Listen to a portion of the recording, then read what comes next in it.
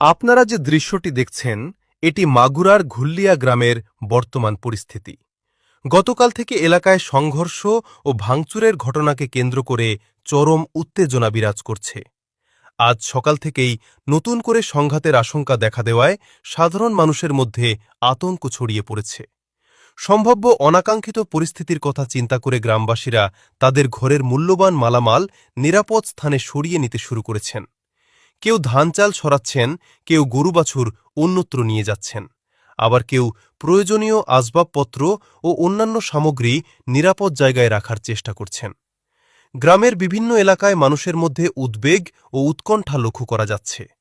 অনেকেই আশঙ্কা করছেন বর্তমান পরিস্থিতির উন্নতি না হলে সামনে আরও বড় ধরনের সংঘাত বা অপ্রীতিকর ঘটনা ঘটতে পারে। তাই নিজেদের জানমাল রক্ষার জন্য আগাম প্রস্তুতি নিচ্ছেন স্থানীয় বাসিন্দারা। এলাকাবাসীর দাবি, দ্রুত প্রশাসনের কার্যকর পদক্ষেপের মাধ্যমে পরিস্থিতি নিয়ন্ত্রণে এনে সাধারণ মানুষের নিরাপত্তা নিশ্চিত করা হোক।